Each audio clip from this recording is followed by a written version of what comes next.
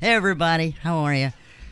Yeah, we can see you too. Let's see what we got here. Oh, wow, that's right in front of my face too. And there's Dr. Dave. There I am. Hi. I am, I think, having a hot flash. So, we Dave, can fix that. We can. What are we talking about today, Dave? Well, today I'm going to catch the folks up on DBO, about what we discussed on WFLA last week, okay, which was about the difference between these rates of infection and what the infectivity is, what the prevalence is of an illness. And the difference is whether you're going to go crazy or not, or whether or not you're going to take the data in turn. That's assuming you can actually get it. So what I did was I went ahead and got a look at what our positivity rate, not just in my office, because that's a fairly small 50 people a day kind of a deal. What percentage of the people coming through the door are positive? Well, 50 is not very many. So the other business that I run is a commercial lab up in Jacksonville, and we do between 1,000 and 1,500 per day. Oh, wow. And we knock them out. And it runs from Jacksonville down to Orlando, areas west, and as east as the ocean, let's say. And we found that the positivity rate is close to 6%. And it's remained fairly constant. Ooh. So what does this mean? It means that when you're seeing these rates and reports and whatnot going up, you need to take it with a heavy dose actually, of salt. And what does it mean? It means that the data may not tell you what you need to know, which is, just as they said in the movie Boys from Brazil, is it safe? Is it safe? Is it safe? And the answer is yes, it is safe. I thought that was the Marathon Man. Was it Marathon Man? Did I get that wrong? Isn't it the dentist guy? I thought those Boys from Hoffman's Brazil. Mouth?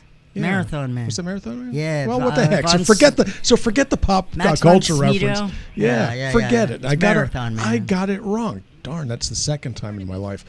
Oh, hey, it's documented now. Yeah, there you are. So what does it mean, though? Okay, what it means is that the rate isn't as high as you might think. So, we have a record number of people coming through, when in fact the positivity rate, which you only know by looking at the total number of tests divided by the numbers that are in any event. So what happens here is that even those statistics lie. And here's how. They lie because when somebody tests positive, you have to test them 2, 3, sometimes 4 more times before they can go back to work, which means they get reported more than once. Wait, it's 4 people now. Right, it's only precisely. One? Okay, that is the fun part. So it gets even more interesting. So the plot will thicken after we get going at 3:05. So that's what we're going to talk about. That and what other lessons we learned from COVID. Okay, and these are big lessons. They're not small lessons like you got to wear your mouth, or you got to brush your teeth, or you got to wash your hands. Those are pretty big lessons. Okay, but the real lessons are the real lesson and singularity is we're learning what our profound level of ignorance is with regards to respiratory viral illnesses.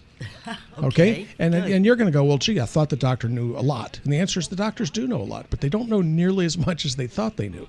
And so because you've got 300,000 doctors focusing on one virus, you're going to start picking up all kinds of stuff very, very quickly. So this one stinking little virus has got more attention in the course of 6 months than influenza has in the past 75 or 80 years. I'm saying. All right? So what do we know? And when did we know it? Okay, is really what this is going to be about. And that'll be the first 15 minutes of the show. It's going to be some stuff that you may not have considered. And the beauty in this is I get to talk, and I won't be I won't be interrupted much. So then I'll be able to complete my thoughts. It's fair. In spite of the fact that I blew the pop culture reference, which I won't ever do again. In fact, that's not the first time I've blown that one, because I think you corrected me once before. Second time. That's the second time the same mistake. Well, at least I'm consistent. Thank you. I just got whacked by my wife. You're going to make a mistake, and you made it twice. Yeah. Well, that's... Now you'll never get it I'm right. consistent. Yeah. Hey, it's Tom Terry. This is where Come on, guys.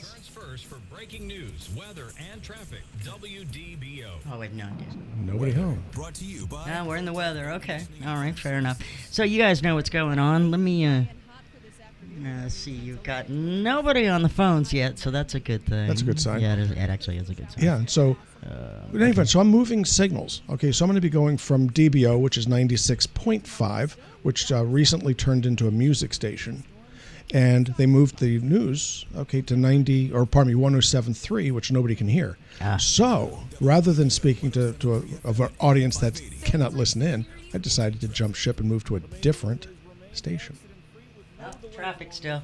Traffic still. In that case, I will tell you which one it is. It's 94.1. Now, this is WFLA, and it's a 1 good, minute. it's a Thank good you. station. The signal's strong. We're also on the AM side with those guys as well, although nobody really listens to the AM side, and we'll be streaming live on iHeart. So, if you're driving in your car, that streaming may actually be a better idea. But I listen to it on the FM side. So let's see. What kind of signal do we have now? Are they coming in? Oh, yeah, well, we got a bunch of people watching you. Hot damn. And I'm just waiting for, because we're waiting on these ones. Said about 30 seconds, so Okay, we are good. I'm going to cut my mic because I know how to shut up. Oh, there we go. Yeah, we got an eye roll and a cough to boot, so we're all good.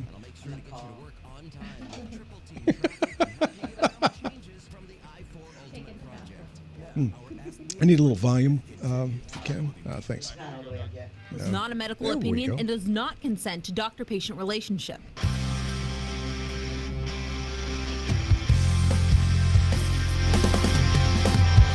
Happy Sunday, Central Florida, and welcome into another edition of Stages of Life right here on WDBO 107.3 FM and AM 580. That's right, we are live on this Sunday, and you can join us right now, 844-580-WDBO.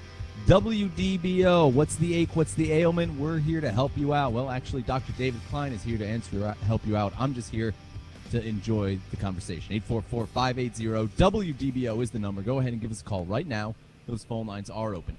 844-580-WDBO. Of course, you can also leave us a brief open mic using our WDBO app. There's the open mic feature in there. You click that and just leave a brief voicemail describing your problem for Dr. Klein. And in the meantime, though, the best way to get in touch with us, those phone lines, 844-580-WDBO. And my name's Chris Crawford. Joining me here now is Dr. David Klein. And Doc, actually interesting stuff happening this week. And you tested our very own Joe Kelly earlier this week for the coronavirus, and he talked about it earlier this week on Orlando's Morning News, and that was pretty exciting stuff happening there. Well, it's interesting. We're testing about 1,500 people a day. In the Orlando office, 50 or 60. We've done more. But what's really, really interesting about the coronavirus and the statistics that we're getting, and this is a little something that I'm going to start pushing out, which is going to be a 1-minute COVID update, and nobody really cares to hear about how many hospitalizations and how many surgeries and how many intensive care units, how many people on the blower, ventilator to you, and how many people expired, because the statistics that they're hearing, and we all know it by now, lie. What's it all about? Well, the kid died in a motorcycle crash, but he was tested to be positive, therefore he is a COVID death. It sucks that somebody should die at a young age in a motorcycle. I'm selling mine. So why would I contribute to the chaos? And I'll tell you, the reason is that I love contributing to chaos, but more so, I have an idea. And the idea is this: people don't necessarily need to know how many people tested positive if you don't know the total number of tests. Okay? And you're not going to know the total number of tests because, as I explained on a different radio interview, that the real problem here is entirely time related. So if you have 1,000 tests that you have to perform in your lab, and we'll do that. We essentially cram 1,000 per tray into our PCR machine, and they flow through in a 2-hour period. So it's roughly 500, between 300 and 500 tests per hour.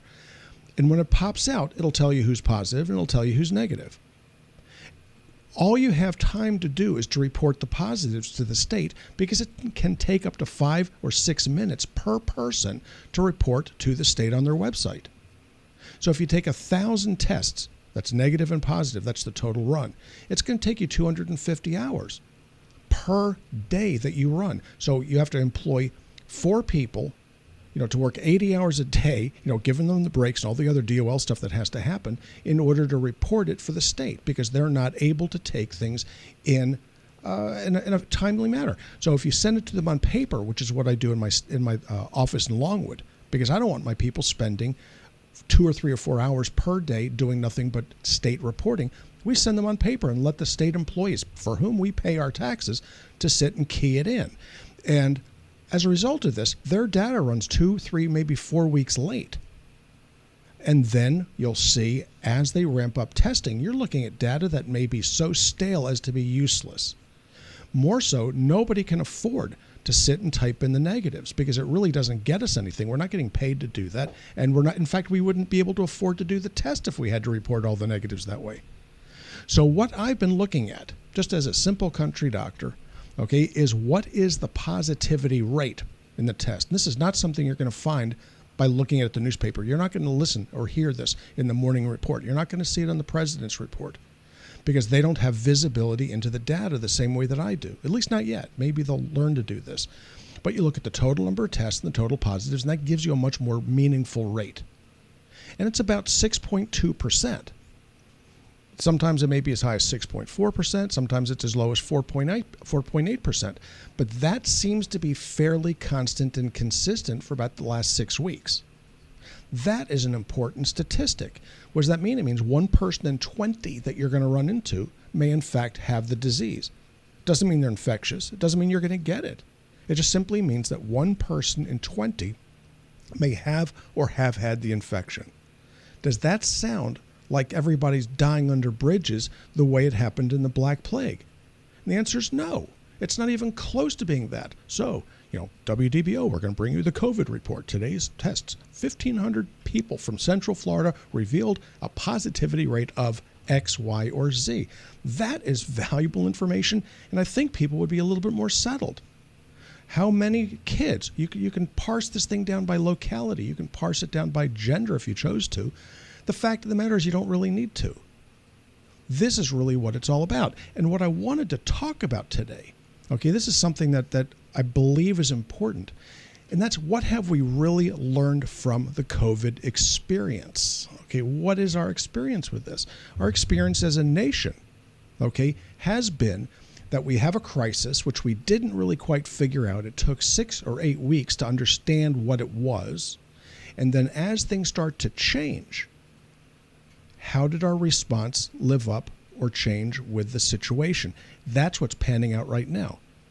Now, what I will tell you about the medical community and COVID, okay, is that you have 300,000 or 400,000 healthcare professionals of all stripes, all looking at this problem from their own interesting and unique experience. You can imagine 400,000 unique experiences. It really is about what it is. But the one thing I will tell you is that if you just etch-a-sketch the whole bunch of it and looked at it this way, it'll become more clear. And that's that no single respiratory virus has ever gotten this much attention over this short a period of time by this many people. So it's little wonder you're going to see some disagreement, let's say, because when you have a group of 5 doctors, you're going to get 10 different opinions and a fist fight. It happens every time. They call them medical staff meetings. That is some fun. You don't have to go to WWF. You could go live on the medical staff meetings and you'll get every bit the thrill. Doctors hitting each other with chairs. It does happen, but not often. It's usually hit them with something far sharper and more poignant. So what are we looking at? What we're looking at is is more research, more focus in the past 3 months than for influenza over the past 80 years. So I want you to imagine for a second that this was that we switch viruses from coronavirus to influenza A or parainfluenza, or it could be adenovirus, rotavirus. It doesn't even really make any difference. Norovirus, if you really want to get weird. And we start focusing on populations that do not have the disease. You're going to find enormous numbers of people that are going to be asymptomatic. They're going to have the virus particles, but they don't get sick. Think about it. Okay, so during an average flu season, lots of people get sick, but the minority of them actually get tested. Why? Because it costs $100 to get that test. Plus, if you're going to the doc in the box, it's another $800 just to sign in, right? So $1,000 swab or $100 swab if you're at the family doc, but you don't want to pay for it because your insurance won't either. So you go home ignorant and you're happier for it. The fact that somebody is actually paying for these tests is the reason why they're being done in the droves. So, the president was actually quite correct when he said, well, if we want to reduce the rate, let's stop testing. He just didn't understand really the best way to phrase it, which is, let's treat this the same way that we treat flu. By the way, it's the same way they treat it in Germany, Sweden, Italy, France, every place else. If you don't have sniffles, cough, headache, and fever, you don't get tested. You don't qualify. Wouldn't you know it? The number of positives would plummet. So that was what was happening early on in this. You'd line up down at Orange County the convention center, and you'd drive up there expecting to get your free test, right? Okay, the ones they never did report back. The free test. Okay, but if you didn't have a fever, they threw you out. They told you that you were not qualified. Goodbye, you're gone. Okay, you spent 3.5 hours in line. There were a lot of aggravated people. Eventually, they had to start testing people just so they wouldn't have a riot there over that. You know, there were lots of riots here recently over a whole lot less than standing in line for 3.5 or 4 hours. So what have we learned? Okay, if we tested influenza the same way that we test COVID, they'd never open the schools, the daycare, the colleges, or anything else. We would be all economically destitute. We would look more like Somalia, okay, than we do right now. So what do I think? I think that cool heads have to prevail here. The long and short of it is they've got to open the schools up, or we're going to end up with another generation of kids who can't read, write, or do arithmetic. It's bad enough right now. Okay, hire children, hire people, hire young adults that don't know how to punctuate. They don't know how to spell. They don't know how to add. They certainly don't know how to divide or round up or round down. Okay, these are kind of skills that you really need in medicine, nursing, and the other health support areas. And yet we're having a hard time finding people speaking in complete sentences, answering questions with a proper verb and noun. These are things that you have to learn in school, and you're not going to do it very well sitting in front of a computer. You know, I was a good student, really, really good student, but if I had to do this at home, I would have ended up doing something very, very different from what I'm doing now. I can promise you, it's the minority of people, minority of students that are actually going to have the singularity of purpose and focus to sit in front of a computer and do distance learning. 2 minutes, Doc. So what do I think? I think we need to look really, really hard, okay, at what we've got going on. And you know, as it goes, look at the statistics and understand about how statistics work. They lie, and they lie. So you have to dig into the granularity. You have to look at what's being tested, how it's being tested, and then understand that when you test the same people 4 times, that's not 4 different people. A positive test, these people have to test negative twice before they can go back to work. So guess what? They may actually represent 3 positives instead of 1. And you know something? That is a hard thing to figure out statistically or any other way. So God bless us because we need it. So let's move on with the show or those shameless commercials we have to do. You came locked and loaded today. Ooh, you were ready. I like yes, it. Sir. 844-580-WDBO. We are going to go hit the 3 big things you need to know, but then we're heading to your phone calls. We got 2 on the line right now, but 7 lines open. 844-580-WDBO. 844-580-WDBO. You're listening to Stages of Life on 107.3 FM and AM 580. La la la. Hi, everybody. We're now in one of those wonderful breaks, and we've got a few questions. Seen a new report by ABC. Let's give it to them.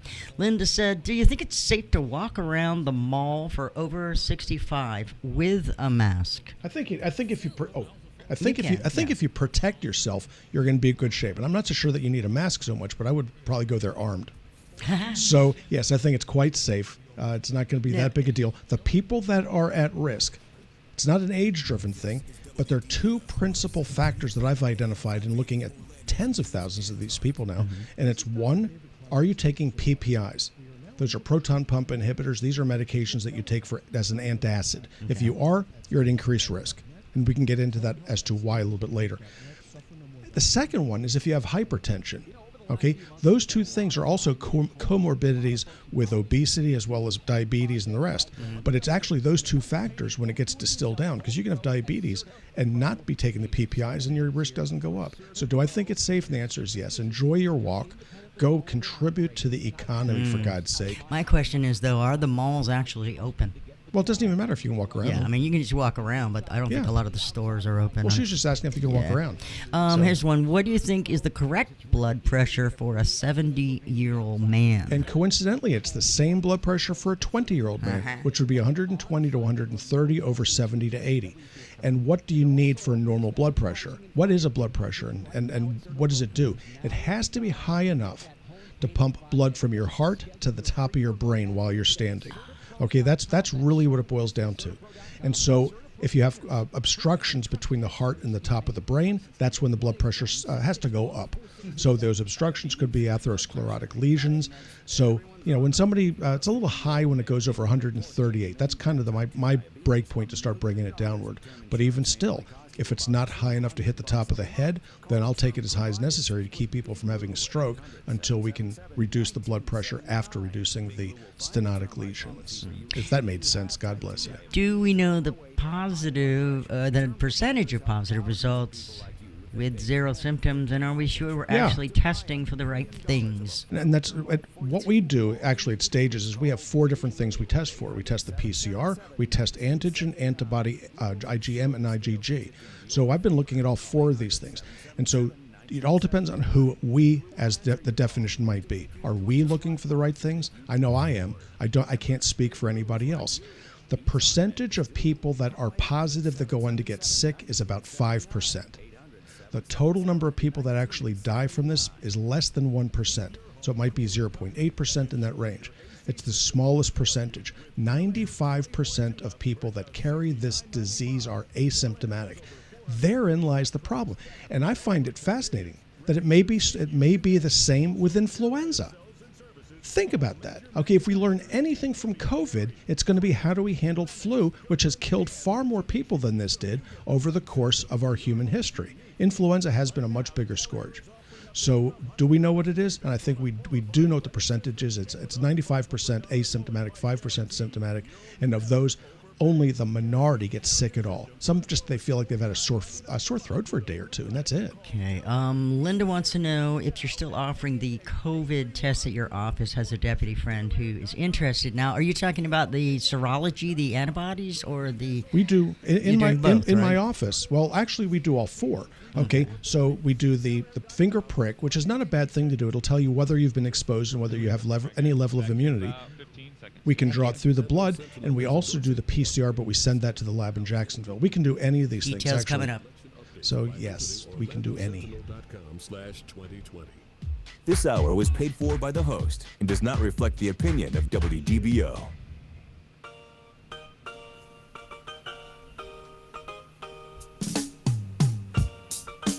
Hey, welcome back into Stages of Life right here on WDBO 107.3 FM and AM 580, your radio virtual waiting room, if you will. And the number, if you want to join the waiting room, 844-580-WDBO, 844-580-WDBO. We got a few calls on the line here, so let's go to Grace in Winter Garden. She's going to kick things off for us. Grace, welcome on the show. What is your question for Dr. David Klein? Glycine supplement, and it says on there, consult your physician before taking. Is that so dangerous? And what good is glycine? Glycine is the most common of all amino acids. Okay, so glycine is ubiquitous. You're taking glycine now at every time you take a bite of anything that's got any protein in it at all. So if you've made it this far, you're going to make it just fine with glycine. Why does it say take under the advice of a physician? That's called CYA. The abbreviations stand for you got to cover yourself. Okay, so what does it mean and what does glycine do? Glycine, very, very inexpensive amino acid. Again, it's ubiquitous, it's all over the place, but it's unique in that it's a sedative. So I give it to folks with attention deficit disorder. I give it to folks with bipolar disorder because it modulates a receptor called the NMDA or N-dimethyl aspartate receptor. So it works really well with what are called major sedatives. If you have bipolar, schizophrenia, and the rest, you'll know what I'm talking about. But glycine is also useful to help people sleep. The dosage is between 1,000 and 2,000 milligrams at bedtime. If you have ADD or OCD, I have people take it a gram twice a day. With bipolar, I use the same, but I'll add something called glutamic acid, or actually, it's the salt, the glutamic acid.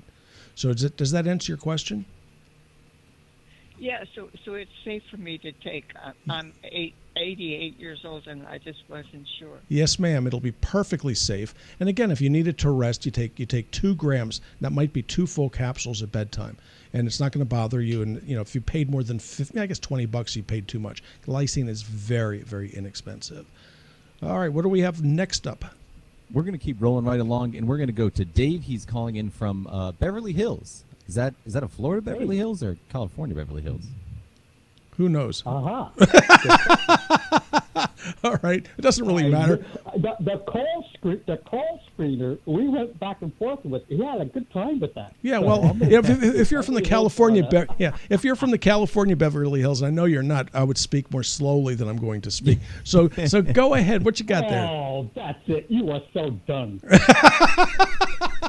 I I'm love gonna have to do you in, Doc. Hey, what happened, Doc? What happened to Rob, by the way? Rob is watching us on our Facebook Live right now. He's still recovering. He had himself a medical issue, and as you age over about the age of 40, and Rob is over 40, it takes longer to heal.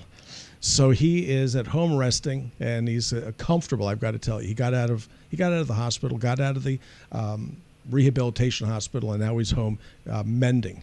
So, yeah, but he's listening right now, so he would appreciate the shout-out. So thank you on Rob's behalf. We do miss him, no question. And I know that you guys are coaching. You always had him in the examination room. He should be on the top of his game. Well, everybody slips in the shower once in a while. So don't worry, not a hair out of place though. Still, because we know our Rob Newton, not a hair out of place. He looks good. Okay, the problem is that he's not so steady on his feet. So that's a real problem, is getting to and from his house to the studio. So what's on your mind? Hey, okay, listen, you're my favorite doc, so I can tell you everything. I know. The thing is, I'm 73. I can split the house. I'm unbelievably strong. I'm taking something, Siberian ginseng, 1,000 milligrams, super green powder, wheatgrass, kale, moringa, spirulina, organic chlorella, spirulina 50/50, and I'm taking a 5 longevity mushroom blend. Okay, is your skin turning green yet? I am actually like a pale yellow, going to green. I'll give you an update on the color in next week. Okay, well, as we get into the fall, you'll start turning a little orange too. So what's up? Lots of chlorophyll in what he's eating. My legs are more cramped than ever. What am I missing in my diet? All right, it's usually what can I add to this? It's usually a mineral deficiency.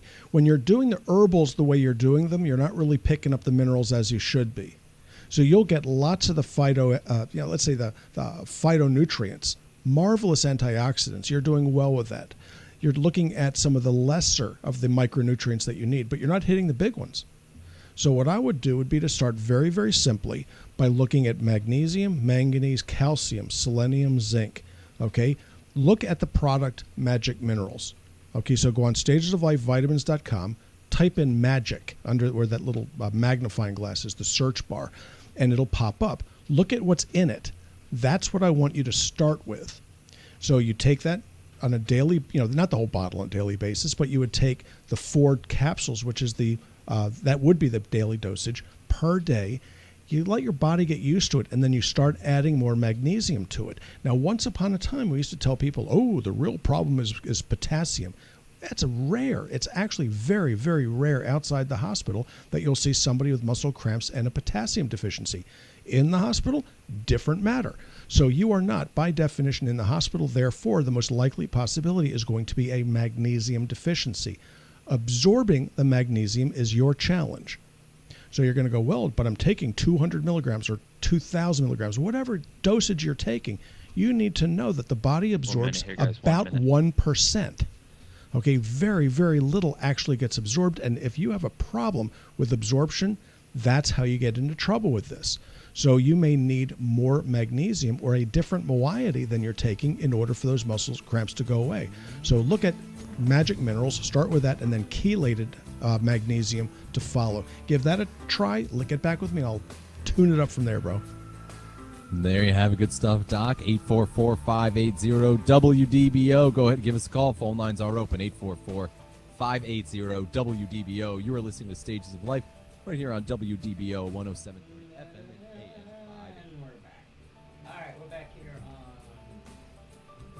Facebook Live, as well as Periscope and a million other things. So let's just go away. All right, what do we got here? Feel Better Rob. I love Dr. Klein. We got a lot of people watching, but nobody has any questions. Get out. That's right. Okay. Well, I'll answer your first question. Okay, do masks work? And the answer is yes, they do. Okay, what do? They remind you not to get close. That's probably the biggest thing. They remind you about things like washing your hands. So COVID, which is what our major issue is right now, is a virus. We all kind of know that by now. What we don't tend to know as a general rule is the fact that it's principally in our gastrointestinal tract. All right, what does that mean? It means that if you're going to give it to somebody in your household, it's going to be because you didn't wash your hands well after you hit the commode. Or you handled somebody's, let's say, their dishes, their plates, their napkins, their food. Because it will pass along food, person to food, and then food to person a whole lot easier than it will by nasal droplet. So were that not the case, we wouldn't see husband and wife teams where the husband's sick and the wife is ill, or is not ill, and vice versa. We're seeing lots of that. One person tests negative, the other one tests positive. But you're going to see clusters of people that eat together that are all ending up positive. So what is so strange about a restaurant? Why are all these restaurant workers getting sick? Because they all eat in the back. One of the benefits of getting paid $1 an hour to be a waiter or waitress is the fact that you get to eat there, right? And so, well, you're not getting a window seat, okay? You are not going to get the principal seating. So you're going to be sitting in the back eating, and it's just not as clean. So unless you're very, very careful about your dietary cleanliness, you are at risk for being COVID roadkill. That's what it's all about. So if you had to learn anything else today, that would be it. Okay, and that would be to keep your hands out of other people's mouths, keep your hands out of other people's food, and certainly off their face towel. Okay, yeah, husband, wife, red and blue. Okay, yeah, I don't care about your proclivities. You know, I don't care which of you gets the red and which one gets the blue. It doesn't make any difference. But make sure that you don't wipe your face in somebody else's hand towel, and that is kind of all it takes to get sick. So be very, very careful about the people around you, because if you follow these sorts of guidelines, you're going to do very well indeed. But husband and wives, no guarantee that they transfer across. I've only had one husband and wife team that was both positive. That was it. The rest of them, it just didn't happen. That's actually should be a study I'll do. So that would be number one. Number two, what are the sorts of things you have to be careful for with regards to activity? Take something called lactoferrin-containing colostrum, because it cuts your risk to about zero. Another one here for you. Do you think it's safer to get a haircut at a salon or at my haircutter's house? Boy, that's an interesting question. And I would say the salon. Okay, why? Because it's probably cleaner than her house. Okay, truly. I mean, if you had to clean one or the other, which would you clean? You'd clean the place that has to be cleaned because you have guests coming all the time. So I would be at the salon in a heartbeat. So I went and got my hair cut, both of them. Okay, during this COVID environment, and I went to the salon. Okay, now she would have one person come in. Oh yeah, you have to sit outside. That's the beauty in Stages of Life Medical Institute, is that we have 32 exam rooms and 114 parking spaces, okay, and one doctor, okay. So we were putting people all over this building, and it didn't matter. You could go in there and not run into anybody. It was fantastic. But the smaller salons, they can't do that. So this is the way they did things. So what do I think? I would go to the salon. That's exactly what I did do. And it's a safer bet. It is a much safer bet. Let's see. Candace said her brother has been tested 9 times now. All positive? I don't know. She didn't say that. 9 times. Well, it'd be interesting. If you're working at a nursing home, they'll test you every week. But that's okay. But we've been testing these people that are ship's captains and these folks, the maritime workers. Right. They have to have 2 negatives. So they may test positive 3 or 4 times because you're doing it every other day. Okay, until they're allowed to go back to work, because it's big bucks to keep those ships in dock. Oh, yeah. So it's not a big shock. But so I count for 8 people. Congratulations, you're the ones that throw it all off. But the state has no way of being able to parse you out to know that you are 8 negatives or 8 positives. One way or the other, that one person threw it off tremendously. Imagine that. Okay, wow. Just if a lot of people do that. Rebecca says she's got 2 friends, a husband and wife. They both tested positive. Yeah, but did they have it, or are they just testing positive for it? Right. Well, that's the other thing. Okay, is that if you test positive for the antibody, it doesn't mean you actually got sick, does it? All right, so you have to know what the test was. So if you're PCR positive, that's the molecular genetics, that's a pretty good bet that you are positive. If you're antigen positive, that's really good demonstration that you're positive. But you test for the antibodies, it don't mean anything. It means that you have the antibodies. That's all. So if I gave you a flu shot, okay, and we checked your antibodies, they'd go up. It doesn't mean you got the flu. If I gave you a shot for mumps and your antibodies went up, it doesn't mean you got the mumps. It's the same thing. So it depends upon what the test is as to whether or not it makes any sense at all. So I've been negative across the board. I'm not so sure that that's a good thing. I have another question. We won't have time for it. All right. Not right now. We'll answer that question for you a little bit later, Nancy. But it's just time for us to get oh, boy. Oh, it's Joe. Yeah, ask Nancy, what does SMA stand for? Because it's not an abbreviation I'm familiar with.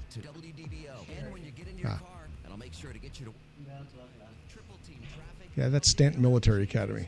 Yeah, SMA. So. Ask the Experts Weekend continues on WDBO. That's what I was going to say. Yeah. Yeah, who's your daddy? It's a singer. Uh-huh.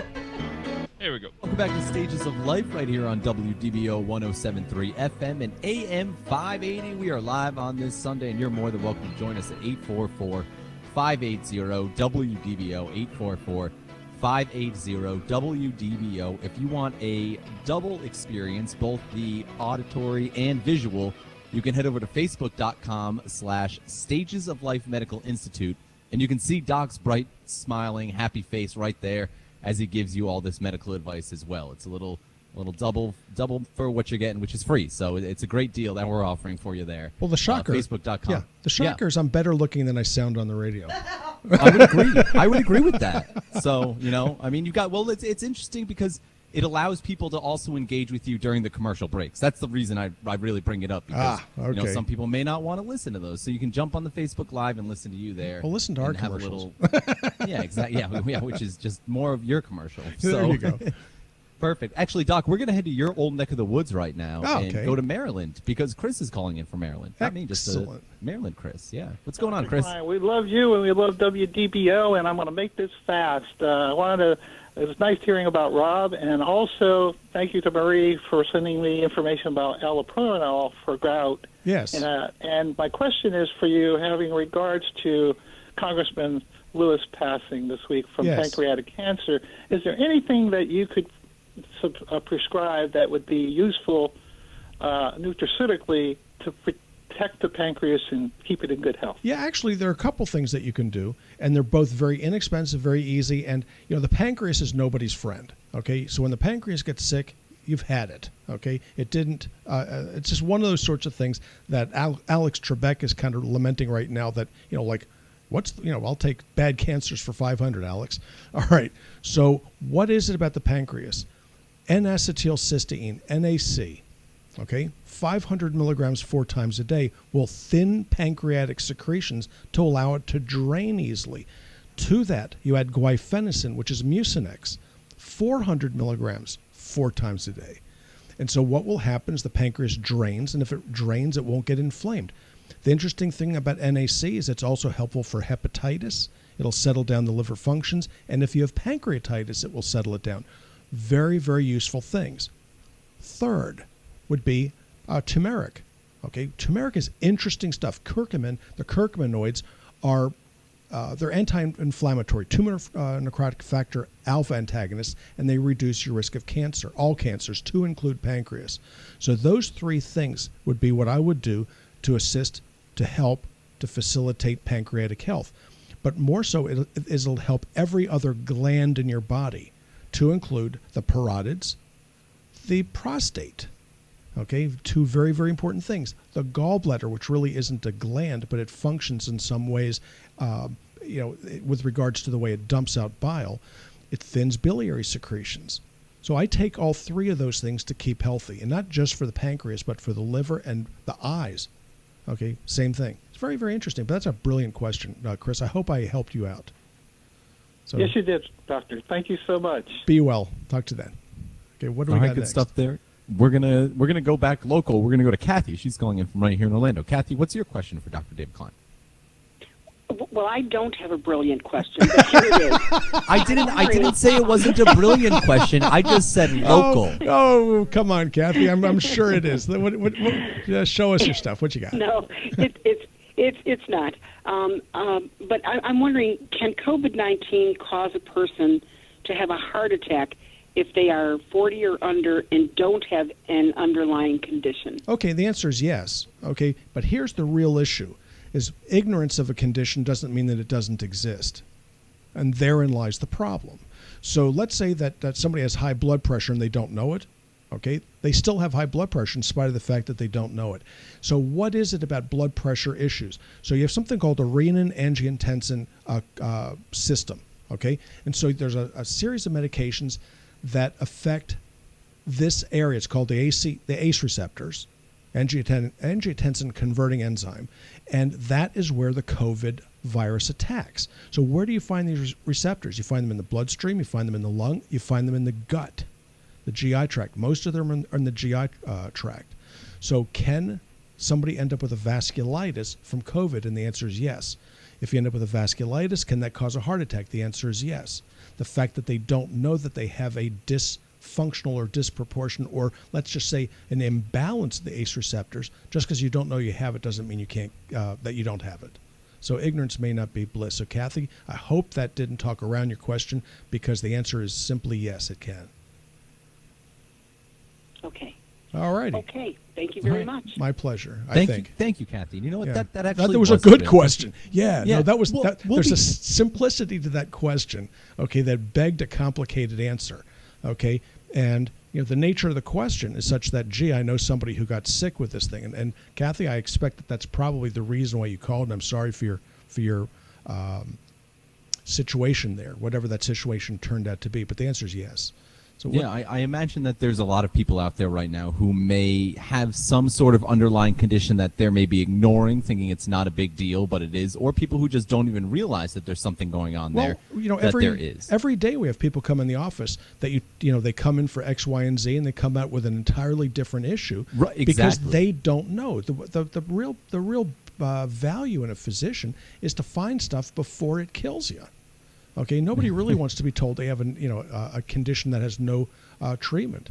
So you go out there looking for those things that you can in fact fix. So what else we got there? We're going to go to Tavares, and we're going to talk with Robert. Robert, welcome on the show. What's your question for Dr. Klein? Yes, thanks for having me. My question is, Dr. Klein, I need to know your input about stem cells for your shoulders, knee, or back. Okay. It's an interesting question with, again, it's a simple-sounding question with a very interesting answer. So stem cell therapy, okay, is in fact a treatment looking for an indication. Right now, I believe the only one that's actually demonstrated unequivocal benefit is stem cell for hair restoration, believe it or not. So doing stem cell for bald people such as myself.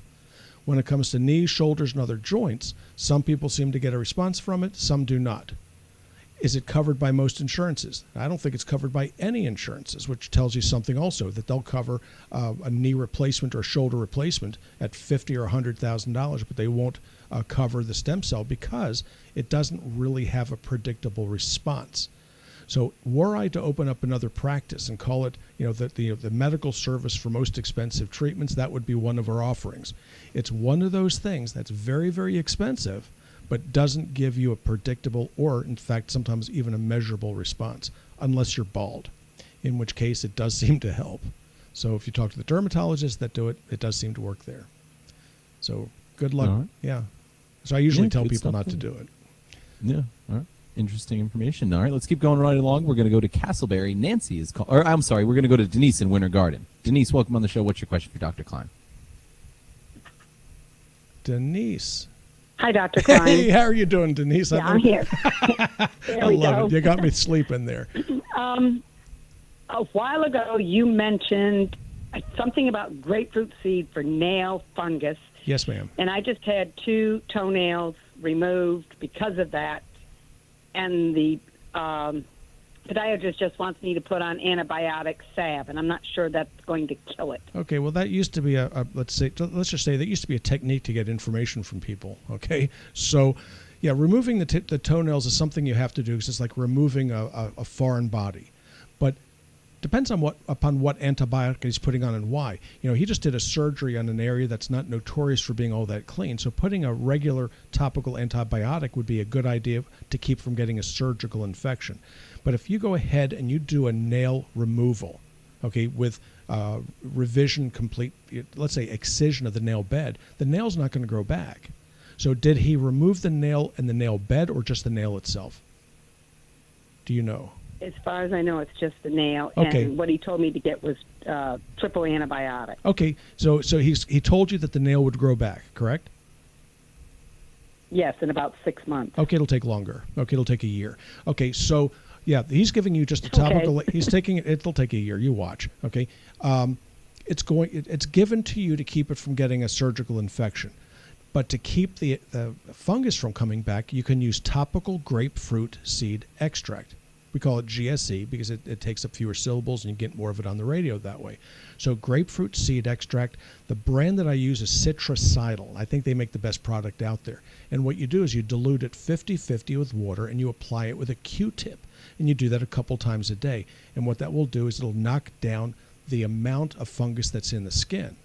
Now, you're never going to eliminate it all. It doesn't work. This stuff is all over your body. It's just, you might as well try to avoid mosquitoes here in Florida. Okay? It's just not going to happen. So grapefruit seed extract liquid. And again, you can mix it up in one of those Dollar General little plastic containers. You dump the whole ounce or so that comes in the bottles that we have, and then mix it 50-50 with water, and then dip a Q-tip in, put it on the toenail bed, and then you do that morning, do that evening, and it should keep it cut down. That's what I have people do before they have the nails removed in an effort to try to prevent nail having to be removed. But if the infection is throughout the entire nail, sometimes the fastest way to do it is the way they did it, which is to remove the nail itself. But when they go ahead and they remove the nail bed, which sometimes you do for chronic ingrown toenails, okay, then it doesn't even really matter because the skin's going to grow over it and that'll be the end of it. So Denise, get the grapefruit seed extract, cut it 50-50 with water, and apply it twice a day. You're now going to know more than the podiatrist does about the treatment of fungus in the nails. Okay, what do we got? We're going to actually hit the three big things you need to know, but we've got Nancy coming up, we got Richard, and we've got someone else calling in right now, too. So we're going to hit the lightning round. You're listening to Stages of Life on WDBO 107.3 FM and AM. About that, plugging the Facebook show this time. Cool. Pretty I love exciting. Yeah, I'm going to get hate mail from podiatrists now. and that was totally uncalled for. No, they do a great job. I mean, what a miserable job, just messing with people's feet all day long for an entire career. You do that for 40 years and see what your outlook on life is. You're looking down all the time. A retired podiatrist, I'm shocked that they don't have kyphoscoliosis from looking down so much. All right, I got a bunch of them. Okay, we got an answer. The SAM is the superior mesenteric. Oh, SMA. Yeah, there okay. we go. All right. So what was the question? Do you know about it? Yeah, no, it's atherosclerosis of the superior mesenteric artery. And what it does, it will cause something akin to gastrointestinal angina. So you'll go ahead and you'll eat. You'll eat a heavy meal or certain meals, and then you'll develop cramps. It feels like irritable bowel, but it's actually atherosclerosis of the gut, and that's something that needs to be taken care of. So Nancy, if you've got that, I'd be shocked. Okay, 1, you're the wrong gender. 2, you don't smoke as near as I can remember. Okay, because that's the sort of thing you see in elderly smokers. And so when that goes bad, you end up with bowel infarct. So when you come in, Nancy, I want you to tell me why you asked that question. Okay. Yeah, you just made me concerned about you. Okay, let's move on to Anna Marie. Can you fix hormonal imbalance in perimenopausal women? Okay. How many do you want me to do before noon? The answer is yes. This is what I do all day long. I probably see as many post and perimenstrual menopausal women as the average hairdresser. I mean, you want to talk about somebody who has to deal with people all day long without being able to fix it. The difference is that's my job, and I don't do hair. So how do we go about doing this? We generally get blood work. We look at estrogen, typically estradiol levels, progesterone, testosterone levels, and then bring them back to a level that you would have had when you were 38 to 45. And usually the symptoms start to go away. And that is the secret to it. But you also have to pay attention to cortisol, DHEA, insulin, and thyroid. So it's a juggling act that involves about 8 different balls. And if you can do that, everybody's happy, and that's precisely what my job Doc is. is always happy when you juggle his balls. Ooh, Is that not what I got out of that? Well, no, I can't disagree with that, but that could be taken a couple different ways. I'm just going to say 8, though. Hey, pushing it. I am a man. It's a good thing you're the only doctor at your office, and you do not have enough wall space for anyone else's credentials. I've been criticized for that. I did take the biggest wall in the place and filled it with stuff. Yes, and I you still did. have an office in the back with more, and most of them are real. So. Let's see. Thank you. I do not have it. My granddaughter was just diagnosed with it. She's 18, very thin. I'll see you Tuesday. Okay. Yeah, we're going to talk about that because 18-year-old with SMA is unusual, but Whipple's disease is not in an 18-year-old. Oh, by the way, if you're watching this video, could you like the page and tick on the little bell so that you get notified whenever the doc goes live on Facebook? We know it's all new to you. So more so is that when you ring, if you hit that thing, you're going to pick up all of my faux pas. Oh yes, the many. You'll get it all, every bit of it. But bottom line is, please like the page, guys. For those of you that are not liking it, I may not be seeing your comments. Presence, yeah. So, and you might be asking a very important question, one of those great questions. Well, it's surprising. We've had some really good ones today, I got to tell you. Yeah. So, anyway, that's where we're at that. Let's see. We do have a question I really do hope that we get to here on the air, and that is about, because colostrum. Yes. Okay. And there was a bad report that came out a couple of months ago saying colostrum was useless. We talked about it, shot it down. Yeah. But unfortunately, Nancy's got some long-term effects. So we're going to talk about that coming up next on the Cool. radio. Yeah, it looks like it. Well, you don't stay on anything indefinitely. That's the first thing. So we'll get to her. Ask him if he can pop that up next. Yeah, can we do that one next? Nancy and Castleberry about the colostrum, since it's a big cell back at the base. Chris. Earth to Chris. Chris. He's there. He may be in the head. So. No, whatever. We'll hit him on the intercom in the head. And again, kids, just so that you know, you are actually listening to a live broadcast on the radio as well as a broadcast out of the studios here, which are the Stages of Life studios in Longwood. And that's what's going on. So we take a radio break and we try to answer your questions on the internet. And sometimes we just dance for a minute. Well, yeah, we do entertain. It is So entertaining. you never really know. You just don't know. There's hand holding and Lots a lot of of hand stuff holding. behind the scenes. Yeah, but see, Tess will not go on the camera. She won't do it, and she certainly won't go on with the mic. Oh, here we go. Wait. She's Here it comes. this is my wife right here. Yeah. Nice rack, behind lady. But that's my wife, Tess. She was trying to. Yeah. So when you see her in public now, you'll know kind of what she looks like. She's taming the beast, or that is the doc, though. Yeah. Oh man. Yeah. She is the beast tamer. Here we go.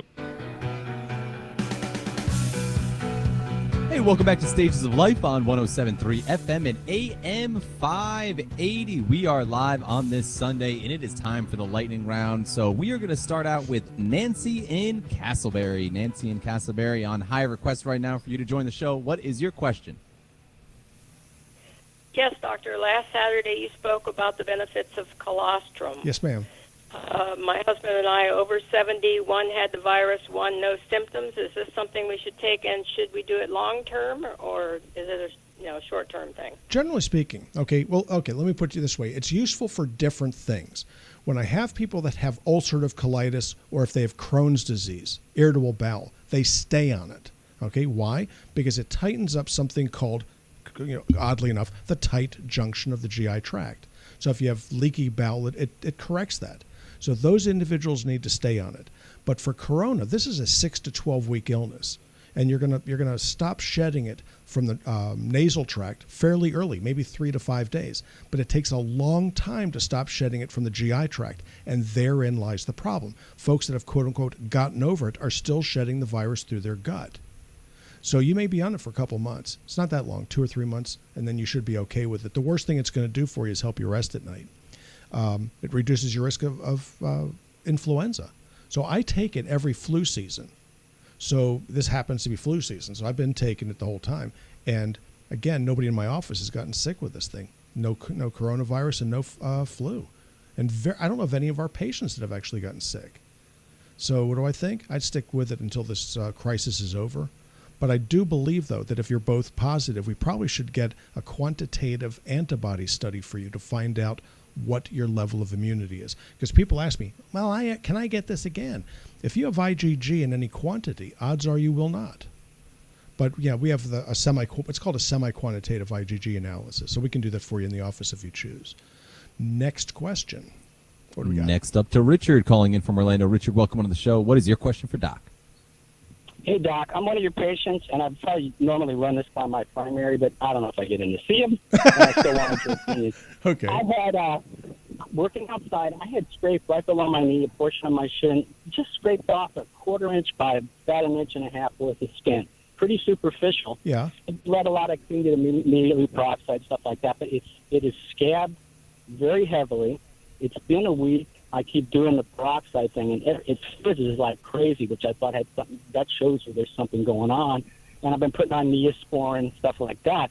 But it's still pretty hot. It's inflamed a 1/4 inch either side. And my question was, would I, if I saw you or somebody else, be prescribed a topical antibiotic? Because my immune system's good, and I take your colostrum. I didn't want to take an internal for this. Yeah, the question. Is there something other than over-the-counter topical? Yeah, Richard, do you have any let's say, do you have any problems like diabetes offhand?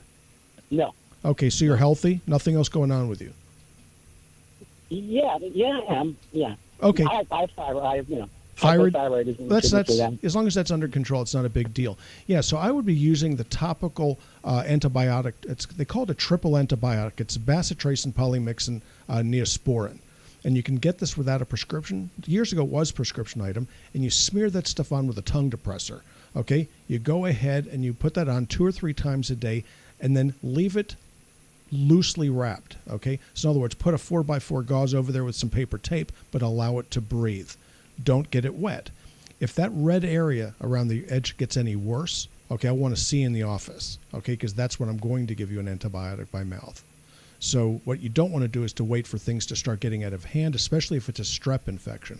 And that's kind of what it's sounding like. But if it's strep, polymyxin, neosporin, bacitracin should take care of it. So if that thing doesn't get better, let's say by tomorrow or certainly by the day after that, make an appointment. Let me look at you and get this thing fixed, because I really don't want you getting pieces of you removed as a result of an infection like this. What else we got? Let's go to news. We're going to close things out in New Smyrna and talk with Jennifer. Jennifer, you are the closeout hitter on the show. What's your question for Dr. David Klein?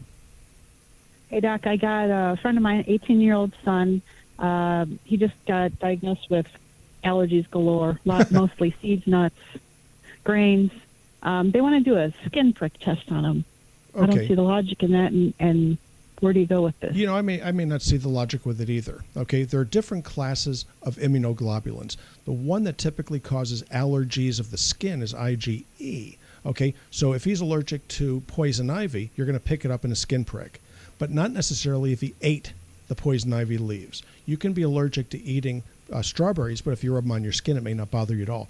And it has to do with the different classes of immunoglobulins. So if they did blood work and they found that he had IgG and IgM, okay, in the blood, or IgG and IgE in the blood, that's good enough. Okay, doing the skin prick is basically another way of generating another $600 to $800.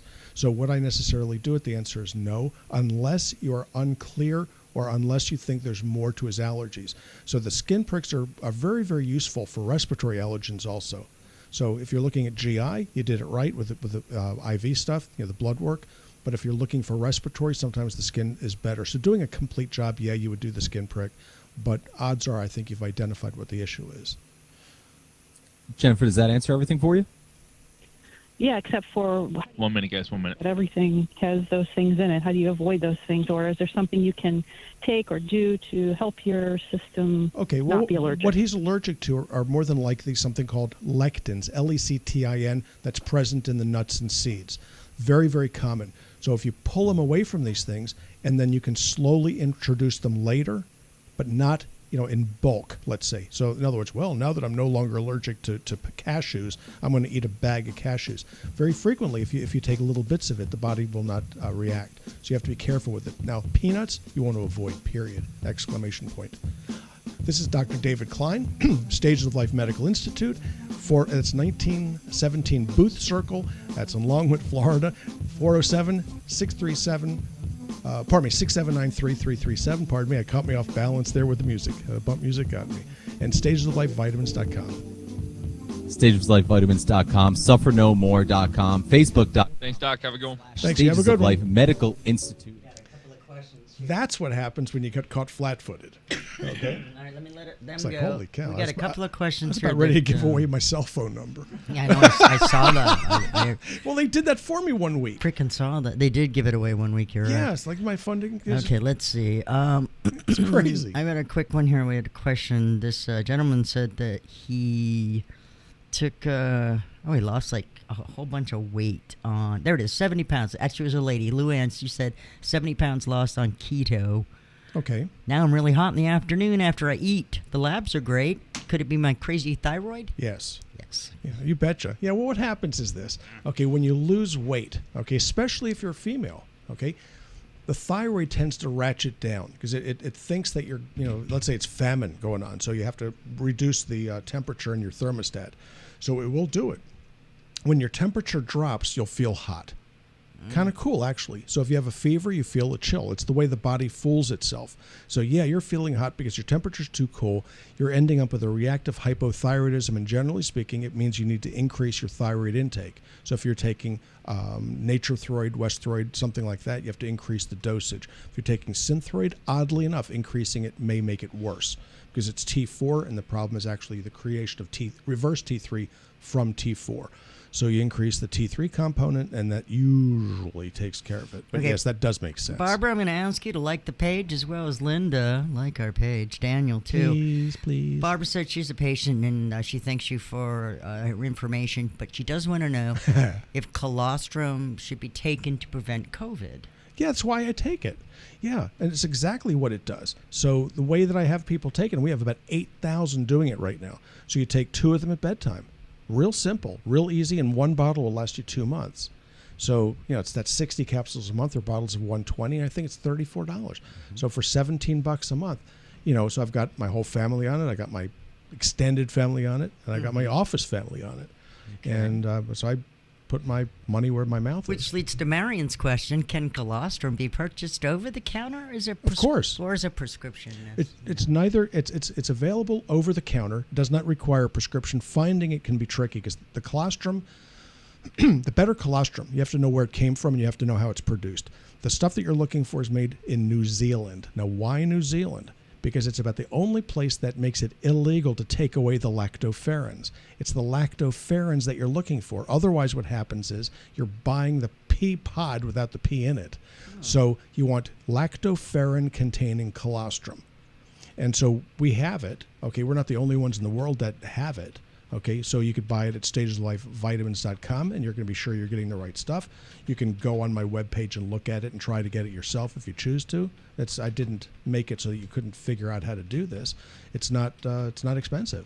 So, but you don't want just generic colostrum, especially if it's made in this country, because they take the lactoferrins out and then sell it to you to increase your growth hormone levels. So they can actually make more money with the lactoferrins than they can with the colostrum with it. That's interesting. Well, you need to increase your growth hormone level. Wouldn't you know it? So then they charge $100 a month for something that they swiped out of the colostrum. And that's kind of an interesting thing, isn't it? It is. It's you see the commercials on the TV. Okay, increase your growth hormone. We'll send you the first bottle free, and after that, it's $100 a bottle, and you can never stop it from coming. Yeah, right. So the lactoferrin-containing colostrum. So if you go on Stages of Life Vitamins, type in colostrum. In fact, COLOS is enough. It gets it. And then you'll find it. And then, this stuff is inexpensive because that doesn't need to be expensive. Right. So there you go, folks. Thanks for joining us today. I hope you enjoyed everything. Dr. Dave is going to be, in just 2 weeks, he's going to be joining the lineup at WFLA Orlando. And that's pretty cool, I think. Plus different logo. Different logo, better logo. Yeah. And also, he'll be with us on Thursday night of this week at 7 o'clock. I don't know what we're talking about, but I'm sure it'll be great. We'll decide 10 minutes before we do Usually. it. And then it'll sound like we practiced it all week. We're good. We're pros. Yes. Say goodnight, everybody.